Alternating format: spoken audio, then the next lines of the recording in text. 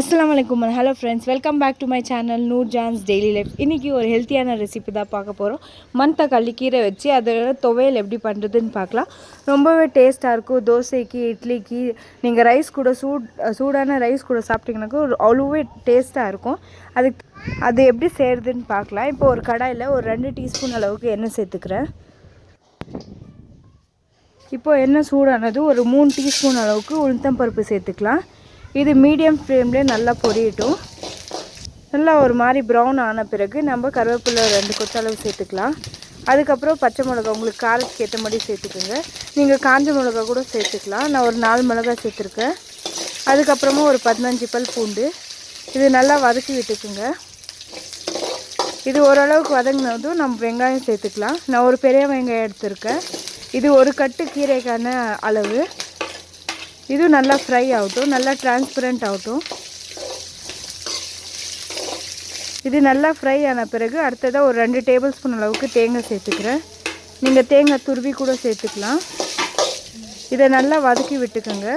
ஒரு 2 நிமிஷம் அளவுக்கு நல்லா வதங்கின பிறகு கழுவி வச்சுருக்க கீரை சேர்த்துக்கிறேன். இந்த கீரை ஹெல்த்துக்கு ரொம்பவே நல்லது. வயிற்றில் இருக்க புண்ணு, அல்சர் அதுக்கெல்லாம் ரொம்ப நல்லது. சீக்கிரம் க்யூர் ஆகும். இதை நல்லா மிக்ஸ் பண்ணி விட்டுக்குங்க. நல்லா வதங்கட்டும். அதுக்கடுத்ததாக ஒரு அரை எலுமிச்சை சைஸ் அளவுக்கு புளி எடுத்து வச்சுருக்கேன். அது சேர்த்துக்கலாம். புளியில் ஏதாச்சும் கொட்டை இருந்துச்சுன்னா அதை எடுத்துகிட்டு சேர்த்துக்குங்க. இப்போ நல்லா வதங்க விடுங்க. ஒரு 8லேருந்து 10 நிமிஷம் வரைக்கும் நல்லா வதங்கட்டும். இப்போ தேவையான அளவுக்கு உப்பு சேர்த்துக்கலாம். கீரை எப்பயே ஒரு பாதி அளவுக்கு வதங்கிடுச்சு. நீங்கள் ஃபைனல் ஸ்டேஜில் பார்த்தீங்கன்னாக்கா கீரை கம்மியாக தெரியும், மிச்ச ஐட்டம்ஸ் எல்லாம் நிறைய இருக்கிற மாதிரி தெரியும். அந்த அளவுக்கு வதக்கி விட்டுக்கோங்க. பாருங்கள், இப்போ நல்லாவே வதங்கிடுச்சு. இது ஆறுனதும் நம்ம மிக்ஸி ஜாரில் அரைச்சி எடுத்துக்கலாம்.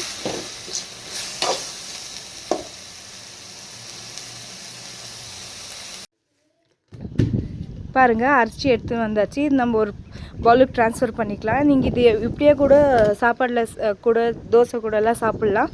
அப்படி இல்லைன்னா நீங்கள் தாளித்து கூட சாப்பிட்லாம். ஏன்னா இது எண்ணெயில் வதங்கினதால நான் தாளிக்கல. உங்களுக்கு பாருங்கள், ஹெல்த்தியான மந்தக்காளி கீரை துவையல் ரெடி ஆகிடுச்சு ஃப்ரெண்ட்ஸ். இந்த ரெசிபி உங்களுக்கு பிடிச்சிருந்தா மறக்காம நம்ம சேனல் சப்ஸ்கிரைப் பண்ணிட்டு பக்கத்தில் இருக்க பெல் பட்டனை கிளிக் பண்ணிக்கோங்க. அதோட லைக், கமெண்ட், ஷேர் பண்ணவும் மறந்துடாதீங்க ஃப்ரெண்ட்ஸ்.